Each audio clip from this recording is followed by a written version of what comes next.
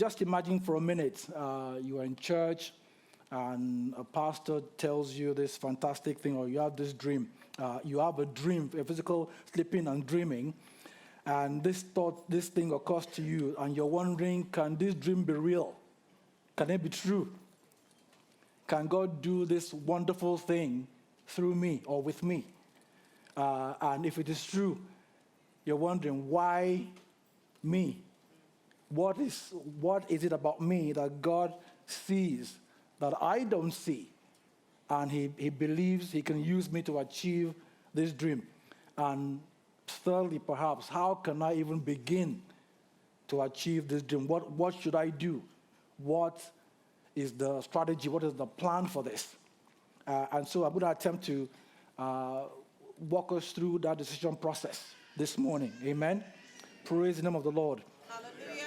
So first thing that we must agree on or decide on or we must consider is the giver of the dream trustworthy? Amen? The God that gave you this dream, can he be trusted?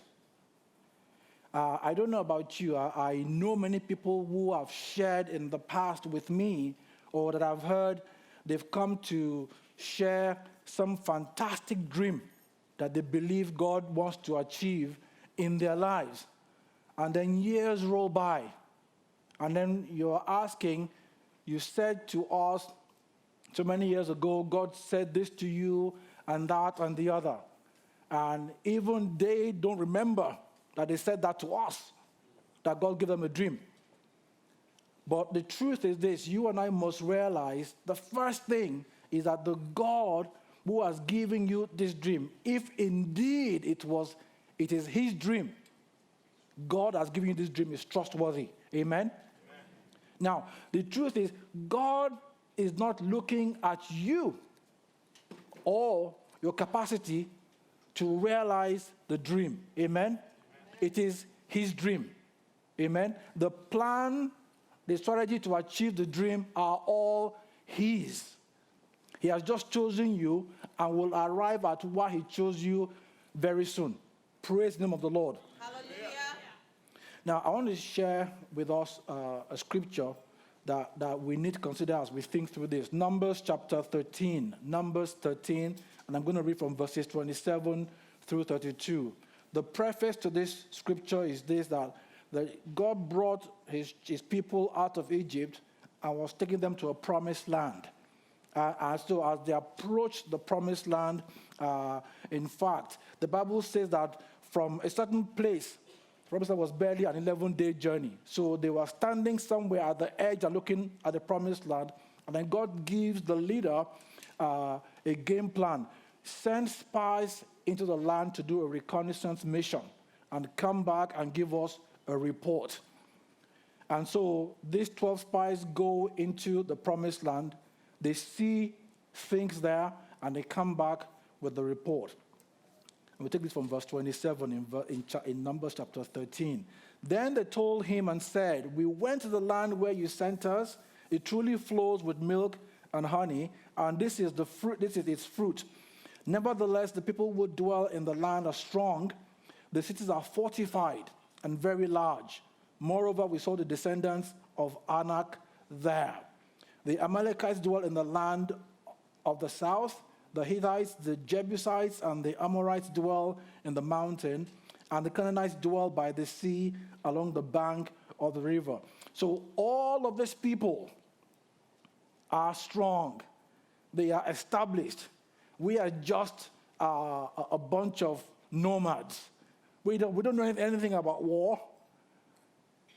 Then Caleb quieted the people before Moses and said, "Let us go up at once and take possession, for we are well able to overcome it." 12 of them had the same experience.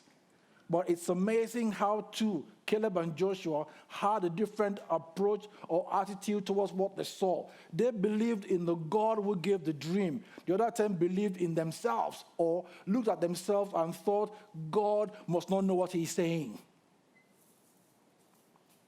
It's amazing how many of us as Christians display the same attitude, even though we say God has given us a dream, but perhaps he doesn't know what he's saying after all. Because I can't do this thing. I have looked at it, I've seen myself, I know my capacity, I know what I can do, I know my skill set, I can't do it. So here you are. You go to bed one night and you have a dream and you see yourself standing in a theater. And you have this sea of heads in the hundreds and the thousands, all looking at you with rapt attention. And then you wake up from the dream and you think it's unreal. And you share your dream with someone, perhaps you've had it a couple of times. And so now you're concerned, you share with somebody and somebody says, yes, that may mean you are going to preach to the world, and you think, me, with my accent. And God says, yes, you, with your accent. You are going to go to the world and preach the gospel. Amen? Now, the first thing you must do is trust in the God of the dream. Amen? Number 2. Now, these people, as it were, because they refused to believe in the God of the dream, it cost them 40 years of their lives. What a waste. Amen? Now, notice in this story, God is not going to sit down with you and say, okay, let's discuss, this is my idea for your life. What do you think? So here's Tosin and God. We are talking. God says, I want you to go to town A and do X and Y for me. And you're saying, no, how about we settle for town B and I'll do A and B for you. God is not negotiating with you on his dream. Amen? His dream for you is his dream, and that's where it ends. Amen? Anything else is subpar. Amen? So you do what he's asking you because I won't jump ahead of myself. Praise the name of the Lord. Hallelujah. Number 2 is to begin or to start praying for insight, for revelation, for instructions about the dream. Now, you will think when you get the dream, the first thing is to start praying before trusting. No. If you don't trust in the giver of the dream, you don't know how to pray. Amen? If you don't believe in the dream, your prayers will go amiss. Praise the name of the Lord. Do you get what I'm saying to you? You have to trust first before you begin to pray. Amen? Otherwise, you just pray amiss. And let me say this. Praying to God is not giving God an instruction or telling him what he should be doing in my life. Amen? Praying is going to God, yes, to table my concerns or my requests or to cast my cares on him because he cares for me, and I know that he will tell me or work with me to resolve these problems. But more importantly, it is to receive from him divine instructions and directions how to navigate life. Amen? Or how to achieve the dream that he has given to me. Praise the name of the Lord. Hallelujah. Prayer also is then expecting after I pray that he will speak with me. What happens in many instances is I go to God and I tell him what I want and I say, in Jesus' name I pray, but I'm very busy.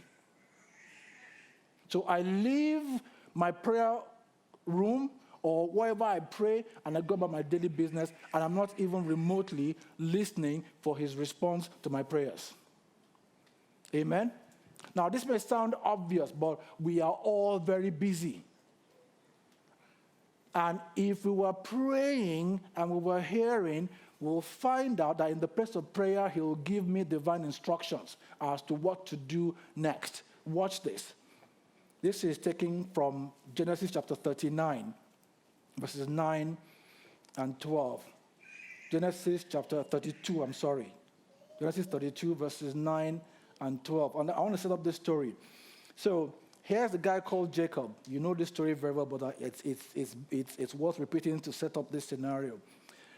Jacob cheats his brother out of an inheritance, okay? And his brother swears that he'll kill him. Esau is his brother's name. So Jacob, as it were, runs away and goes to live with his uncle. His mother tells him, when your brother has calmed down, When he has relaxed and he has forgotten all of the issues he has with you, then I'll send for you and you'll come back. Year 1, year 2, year 5, year 10, year 15, 16, and here we are, year 20. His mother has not sent for him, meaning perhaps his brother is still very upset that Jacob stole the blessing of the firstborn in quote. Now, Jacob is working for his uncle, and his uncle has cheated him repeatedly, but God is blessing Jacob despite his uncle's craftiness. So here we are, Jacob's flock has grown, they are outnumbering his uncle's assets, in quote. And so his cousins and their father are getting angry at Jacob, and they start speaking to him harshly. So Jacob goes to God and prays, this is going on, Lord help me. And God says to him, it's time to go back to your father's land, to go back to your parents' land and see your people.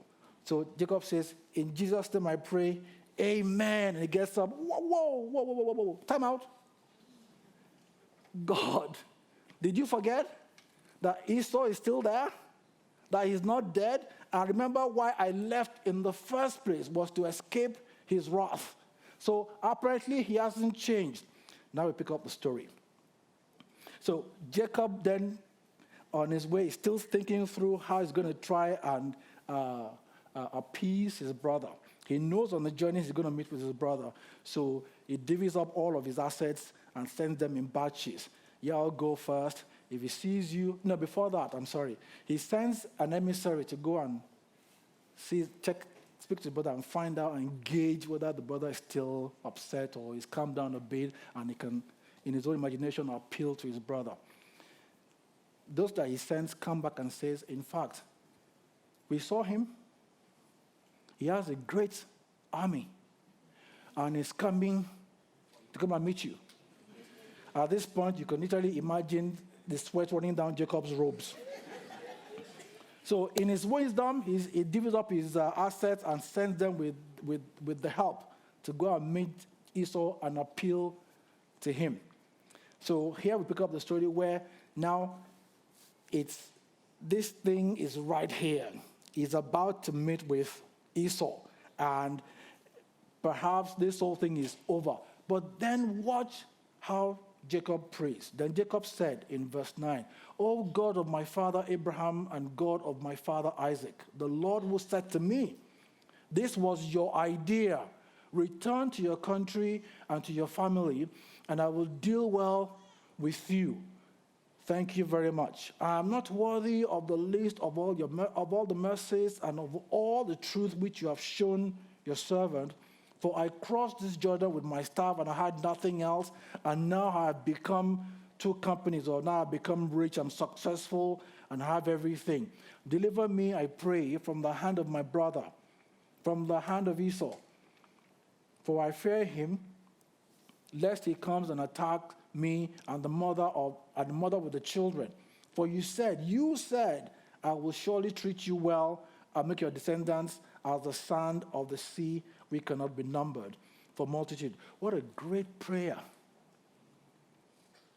He simply went back to God and said, you said. So if this thing all messes up, it's on you. That's a smart way to pray.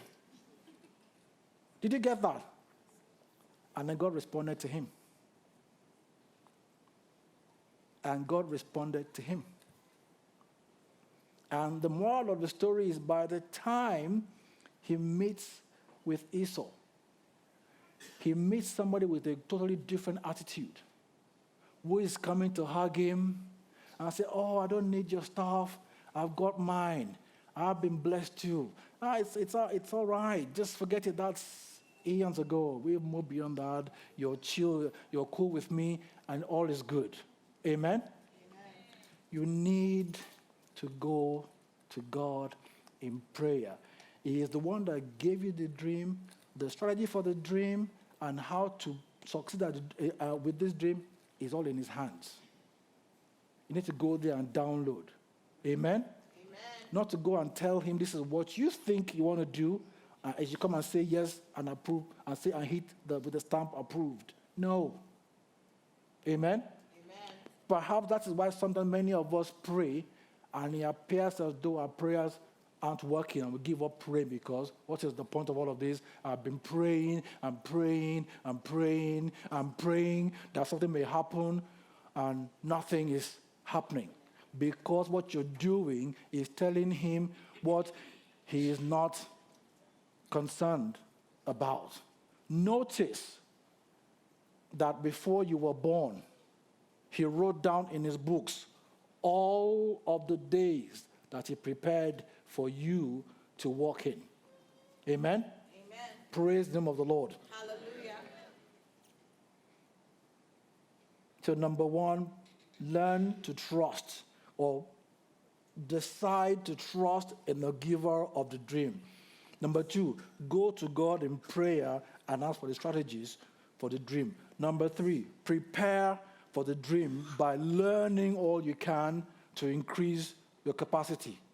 Nice. Amen? Amen. Prepare for the dream by learning all you can to increase your capacity because oftentimes, in fact, in all of the cases, the dream is never something that you can reach easily.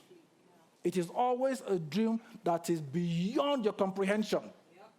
That if you couldn't draw a line, you couldn't see any connection between where you are right now and the dream. You can't see it if you tried.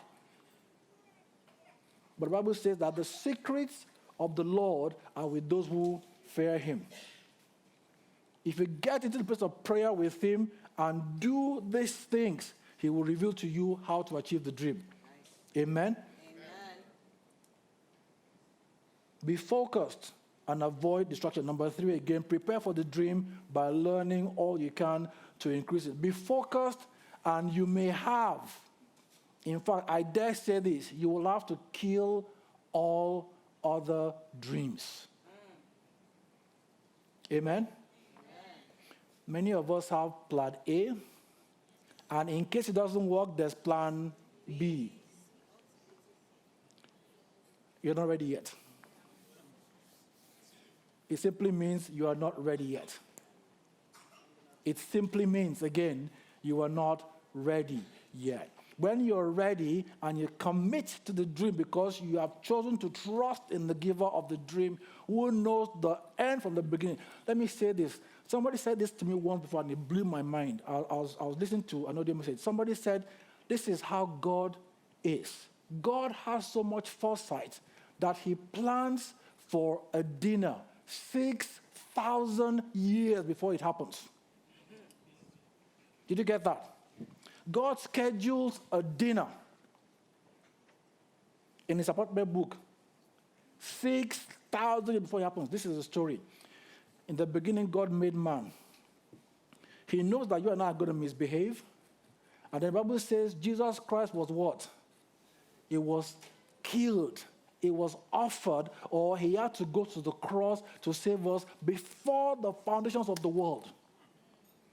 Meaning that what happened 6,000 years later, they already scheduled it. Amen? That's God you're dealing with. Many of us think we have to tell him because he's caught off guard. That he doesn't know what oh my God, what is she doing? Did you get that? He knows the end even before he starts the beginning. With you, what he said was, I have to achieve this thing. Then he walked back and then prepared this thing and then sent it out to go and do that. And you're thinking you're here. God, can you hear me? Or can't you see what's going on here? No. Does that make sense? Yes. Praise the name of the Lord. Now, watch again. Why I'm saying prepare. Watch this. Isaiah 54. Isaiah 54. Hear God again. Every scripture that I'm using this morning will show you where it is God that speaks first. And the people are responding to what God is saying. Watch this. Isaiah 54. Sing, O barren, you who have not borne, break forth into singing and cry aloud, you who have not labored with child. For For more are the children of the desolate than the children of the married woman, says the Lord. And then here's the game plan. Enlarge the place of your tent and let them stretch out the curtains of your dwelling. Do not spare, lengthen your cords and strengthen your stakes, for you shall expand to the right and to the left. Hallelujah. And your descendants will inherit the nations. Hallelujah. And make the desolate, God bless you, desolate cities inhabited. Do not fear, for you will not be ashamed. Neither be disgraced, for you will not be put to shame, for you will forget the shame of your youth. I will not remember the reproach of your widowhood anymore. Hallelujah. Did you get that? Yes. God is not looking at where you are right now to determine where you will be tomorrow. Yes. All of this is literally irrelevant. Yes, sir. Amen? Amen. Where you are right now may have nothing to do with what you'll be tomorrow. Amen? That is God we're dealing with. So your point is, once he shares the dream with you, okay, begin to prepare. And I'm saying that for a reason, because you cannot continue on the same wrong path to expect to arrive where he has said. Amen? Amen. Praise the name of the Lord. Hallelujah. And so my fourth and final point is like that. Change your identity and name by changing your character. Nice. Did you get that? Again. Change your name. What people know you as. I don't mean by from Taiwo to Taiwo P. No. I'm not saying that. Yeah. Change what people call you. Yes. Change your name by changing your character. Yes. Because your gifting can take you to a place where your character won't keep you. Does that make sense? You can get so far, but that character flaw may come back and undo the entire dream. Nice. Does that make sense? Yes. Many of us today, in this room right now, have a dream that has not been realized and appears delayed because you have refused to see you. Amen? Amen. So you have this anger problem. And you find a way to justify it repeatedly. And then they're about to entrust into your hand the souls of men. They can't do that before you destroy everybody. Amen? Amen. You hear some gist. You've got to add thyme, curry, and give it a good stir. Then you can't keep a secret. You've got to share it. And there are people that need to hear your counsel. You ain't going to release them to you. No. Before, ding, ding, ding. Have you heard? Oh, no, he didn't. Did you get that? Now, here's a funny story. Watch this. Let me say it again now.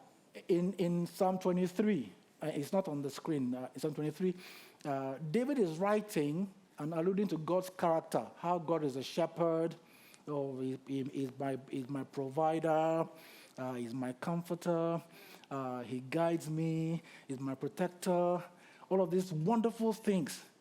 Then in the middle of that chapter, he says in verse 5, he prepares a table before me in the presence of my enemies. Okay, time out. Now, I don't know about you. In my understanding, if somebody is my enemy, it means they don't like me. I don't know, maybe, does enemy mean something else in English language? Okay. Now, in my understanding, if someone is my enemy, they will antagonize me. They won't want my success. They won't want me to even prevail. They will do everything to usurp whatever I'm trying to do. But David is saying this as though this was a good thing. Did you get that? Why now, where I come from? If somebody is your enemy. Now, when you have something, you don't tell them you have it. I keep it real. You have to hide it. Or when you want to enjoy it, you bring it out in the dead of night. Or you go and live somewhere else. So they don't know where you are. But now I hear they can call and say, how now? On the phone. They can send you a missile and send some old lady from the village to send you something. But God is saying, He prepares, He knowingly will set up something. Yes. To wanna, what's your deal? Because your A game has to come out. Who He made you to be is going to be forced out of you through their charge, through their attacks, through their... Now, let me put it this way. The Bible says, let God arise and all His enemies be what? Now, God and the devil are not at par. Are we clear? Yes, sir. Number one. Now, God says, if your enemy is hungry, do what? Feed him. If he's thirsty, do what? Give him. So your enemy is not the problem. God can take care of him like that. The issue is that the best of you will only come out through pressure. Yes. That's it. That's it. The best of you and I only comes out through pressure. And so for us to succeed, God will set you up. Watch this in Genesis 32, verse 24 to 28. Then Jacob was left alone. So remember, he had sent his people forward to go and try and appease Esau. And Esau is still coming towards him. He's not a mind reader. He just knows this thing is inevitable. It's coming at me. Watch this. Then Jacob was left alone, and a man wrestled with him until the breaking of day. Now, when he saw that he did not prevail against him, that man or the angel of the Lord touched the socket of his hip, and the socket of Jacob's hip was out of joint as he wrestled with him. And he said to him, now this is the kicker, and he said to him, verse 26, let me go, for the day breaks. But Jacob said to the man wrestling with him, I will not let you go unless you bless me. That is the condition, or in Jacob's mind, what he's saying to the angel. Bless me. Watch this. So he said to him, what is your name? What is your identity? What do people know you as? What are you called? He said, Jacob. And he said, your name shall no longer be Jacob or dupe or schemer or supplanter, but Israel, for you have struggled with God and with men and have prevailed. Many, if not all of us, will have to go to God in prayer until He shows you yourself.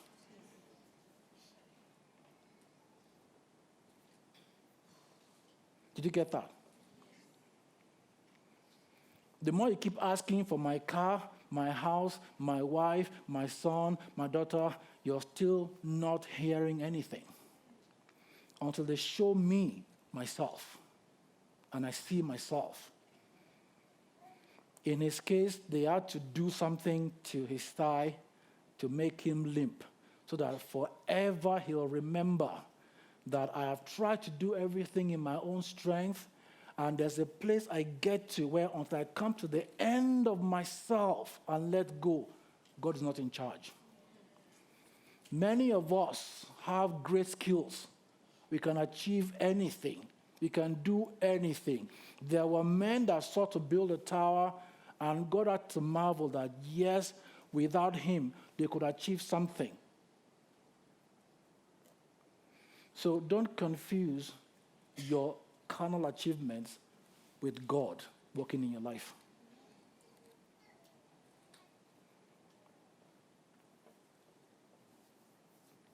So many of us, we have chased our own dreams, and we have had a measure of success in those dreams, and we confuse those things with God's dreams. Do yourself a favor. Go back to God in prayer and find out. There was a rich young ruler, I think it's in Mark 10, who came to Jesus and said, what must I do to gain eternal life? And Jesus Christ said, you do this, all of these commandments, obey your father and your mother, all of those good things. And he said, oh, all of these things are done from being a young lad. So I've done it all. But what says, Jesus now loved him the more and now revealed the secret. All that money you have, go and give it away. And then come and take your cross and come and be my disciple, which was in itself a rarest of all gifts, because there were only two that he chose, so to speak. But the guy got there and thought, man, all this money, discipleship, money. He went away sad. You know, my biggest fear is that many of us have come so far in our own strength that when God comes in to share his dream, what you've achieved will not let you hear it. What you've achieved in your own strength will not let you consider this dream. But this dream will take you to the place you could never imagine you will get to. Can we pray this morning?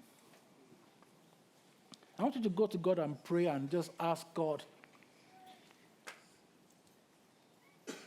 the courage to trust him.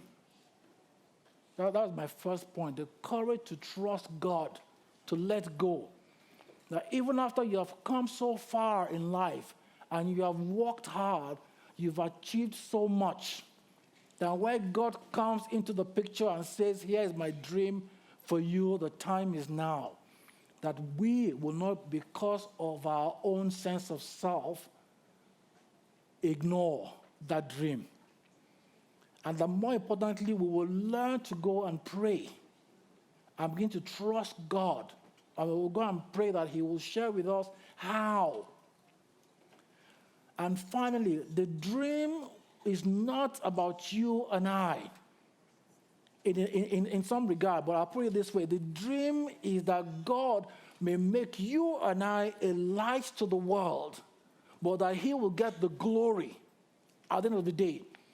For many of us, what we are pursuing is for us to get glory, to be acknowledged by men, to be acknowledged and revered or regarded by other people. But what God wants to do is to take the glory for himself.